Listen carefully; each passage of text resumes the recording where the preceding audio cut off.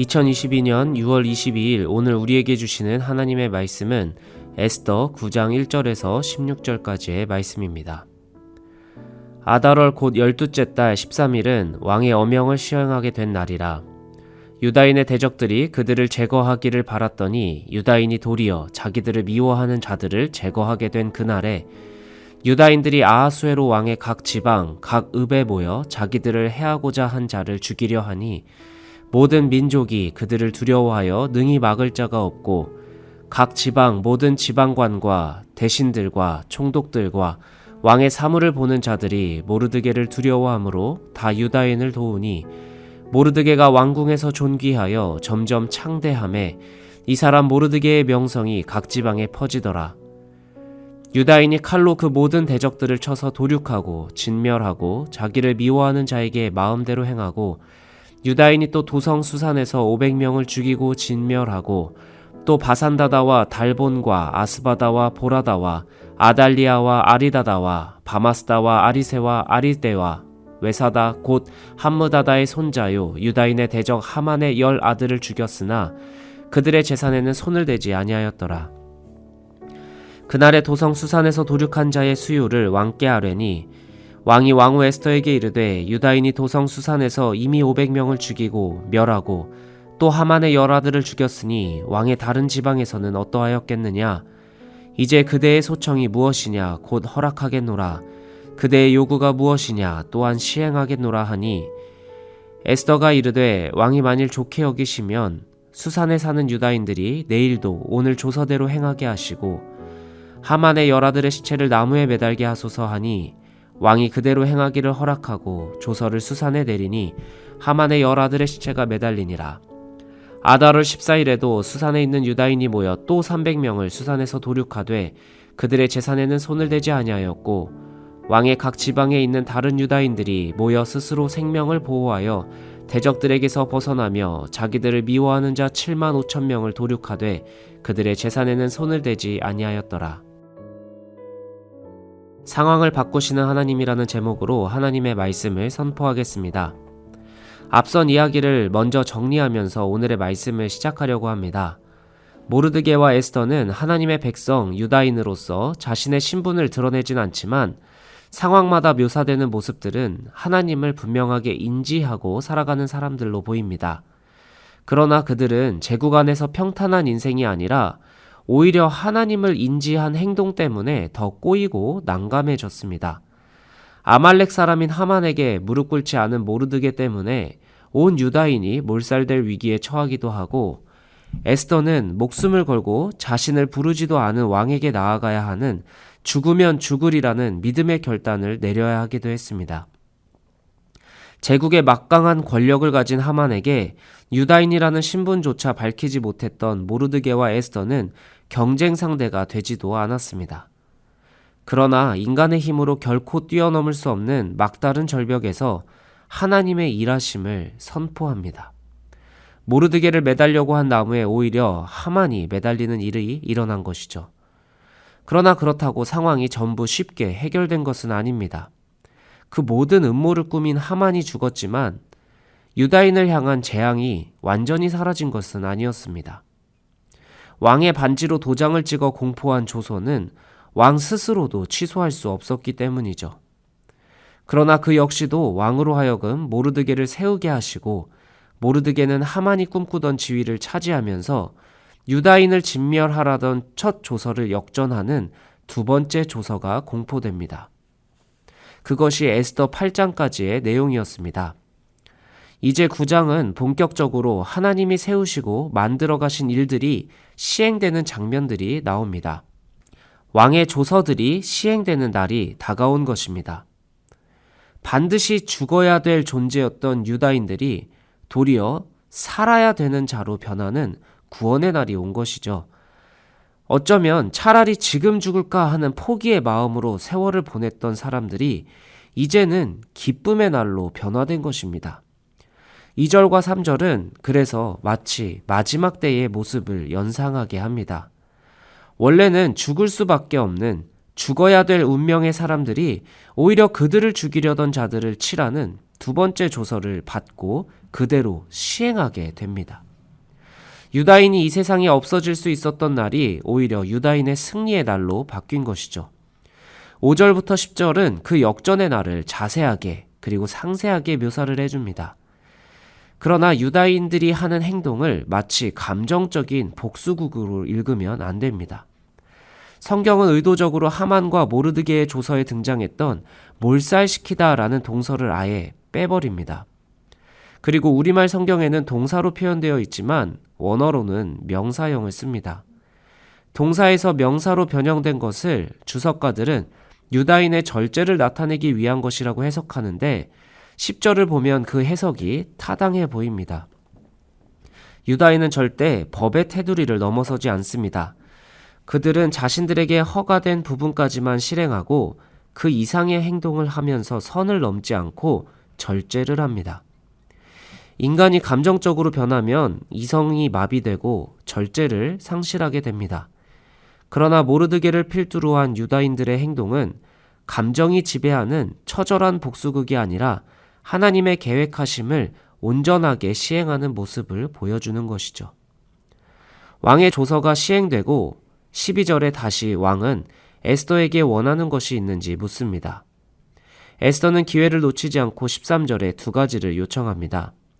먼저는 수산성에 내일도 동일하게 유다인들이 행동할 수 있게 요청을 합니다. 두 번째로는 하만의 열아들의 시체를 나무에 매달게 해달라고 요구를 하죠. 에스더가 요구한 요청 모두가 수락이 됩니다. 그리고 16절에 다시 한번 유다인들이 재산에 손을 대지 않은 것을 언급하면서 유다인들의 행위는 인간의 감정에 지배된 것이 아니라 하나님의 계획하심을 온전히 시행한 행동임을 선포합니다. 하나님을 믿으면서 우리는 끊임없이 의심과 싸워나갈 수밖에 없습니다. 그러나 종말의 신앙이야말로 우리의 모든 의심을 이기고 하나님을 바라볼 수 있게 해줍니다. 그리스도인에게 진정한 종말은 이런 것입니다. 하나님을 믿는 게 무슨 의미인가? 하나님을 믿어서 더 힘들지 않나? 라는 생각이 순간순간 들기도 하지만 그럼에도 하나님을 붙들고 사는 사람에게 종말은 두려운 날이 아니라 회복과 역전의 날이 된다는 것을 믿는 것입니다. 종말을 믿는다는 것은 하나님을 믿는다는 이유만으로 지금 당장은 어렵고 힘들지만 이 모든 상황을 하나님이 반드시 역전하고 바꾸실 것이라는 것을 믿는 것이죠. 하나님이 상황을 바꾸실 것을 믿을 때만 우리는 하나님을 포기하지 않고 하나님을 붙들 수 있는 것입니다. 그렇기에 하나님은 창세기부터 요한계시록까지 끊임없이 하나님을 놓치지 말라고 뭐가 됐든 하나님을 향한 믿음을 포기하지 말라고 하시는 것입니다. 그러나 우리가 분명하게 구별해야 할 것은 하나님을 붙드는 것이 우리의 의지로 하는 것이 아님을 인정하는 것입니다. 우리는 매일매일의 삶에서 인간의 의지가 얼마나 나약한지 경험을 합니다. 그러나 그럼에도 모든 상황과 조건을 초월하여 하나님을 붙들게 하는 것은 인간의 나약한 의지가 아니라 하나님의 말씀과 은혜 때문입니다. 말씀은 끊임없이 하나님의 편에 선 자들이 결국에는 승리한다는 사실을 가르쳐주고 있습니다. 여러분 다시 한번 생각해 봅시다. 모든 사람은 태어나면서도 점점 죽어가는 존재일 수밖에 없습니다. 그러나 말씀과 은혜로 사는 자들은 그 죽어가는 인생에서 다시 사는 인생을 꿈꾸는 인생으로 변화되는 것입니다. 오늘을 견딜 수 있는 사람은 내일의 모습을 꿈꿀 수 있는 사람뿐입니다. 하나님은 우리가 꿈꿀 내일을 말씀으로 약속하셨고 수많은 성경의 이야기들을 통해 하나님이 약속을 성취하시는 분임을 가르쳐 주십니다. 요한복음 16장 33절 예수님은 이렇게 말씀하십니다. 이것을 너희에게 이르는 것은 너희로 내 안에서 평안을 누리게 하려 함이라. 세상에서는 너희가 환난을 당하나 담대하라. 내가 세상을 이기었노라. 우리가 모르드게처럼 하나님이 주신 책임을 그저 묵묵하게 감당한다 할지라도 세상의 권력보다 하나님의 말씀을 두려워하여 순종한다 할지라도 하만과 같은 사람을 만나게 되기도 합니다. 하나님의 즉각적인 보호하심이나 응답이 없는 것처럼 느껴지고 오히려 하만과 같은 세상의 권력이 나를 죽음으로 내모는 것 같은 경험을 할 때가 있습니다. 그럼에도 하나님은 우리에게 평안을 약속하십니다. 우리가 모르드게처럼 하나님이 주신 책임을 그저 묵묵하게 감당한다 할지라도, 세상의 권력보다 하나님의 말씀을 두려워하여 순종한다 할지라도 하만과 같은 사람을 만나게 됩니다. 하나님의 즉각적인 보호하심이나 응답이 없고 오히려 하만과 같은 세상의 권력이 나를 죽음으로 내모는 것 같은 경험을 하게 될 때가 있습니다. 그럼에도 하나님은 우리에게 평안을 주십니다.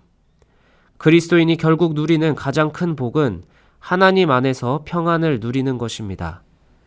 세상을 살면서 무능력하면서도 모든 권력을 소유한 아하수에로 같은 사람, 자신을 인정하지 않고 자신에게 따르지 않으면 잔혹한 보복을 하는 하만과 같은 사람을 경험할 때가 있습니다. 그러나 그 사람 앞에서도 담대하라고, 인내하라고, 내가 이미 세상을 이겼다고 예수님은 말씀하십니다. 이 말씀을 성취될 약속으로 믿을 때 우리는 핍박의 환경이 승리의 환경으로 변화시키는 하나님의 일하심을 경험하게 될 것입니다. 다시 한번 우리 마음에 주의 말씀을 새기길 축복합니다. 주님은 이미 세상을 이기셨습니다. 함께 기도하겠습니다. 하나님, 그저 묵묵하게 우리의 일을 감당할 때에도, 하나님의 말씀대로 세상을 살 때에도 고난이 찾아옵니다. 하나님이 우주를 창조하신 분이라 고백하면서도 지금 내 눈앞에 있는 사람이나 상황이 하나님보다 크고 강하게 느껴질 때가 있습니다. 그러나 주님, 다시금 우리 마음에 주의 말씀을 새기길 원합니다. 예수 그리스도가 이미 세상을 이기셨습니다. 예수 그리스도가 이미 죽음을 이기고 부활하셨습니다. 그 믿음으로 죽을 것 같은 상황 앞에서도, 환난을 당하는 상황에서도 담대하게 평안을 누리는 삶을 허락하옵소서. 이미 세상과 죽음을 이기시고 승리하신 예수 그리스도의 이름으로 기도합니다. 아멘.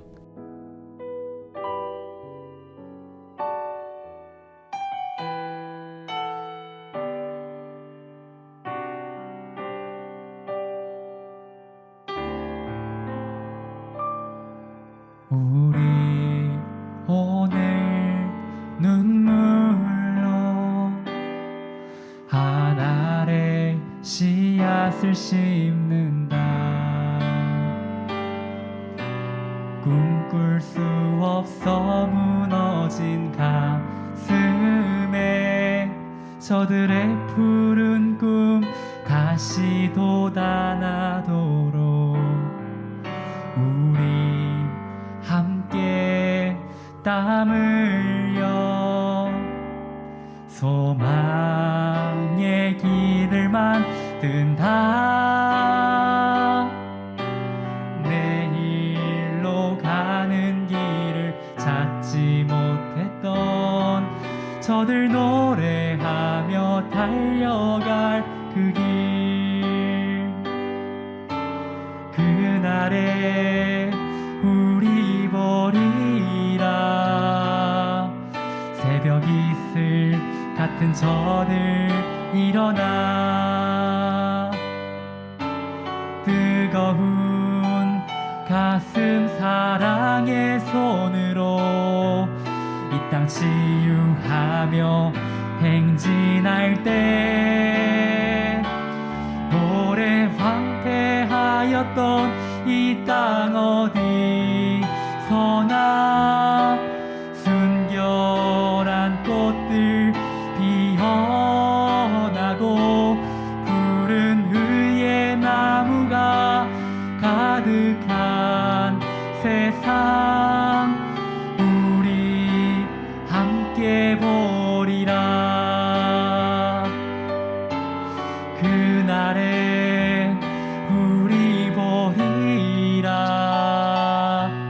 새벽 이슬 같은 저들 일어나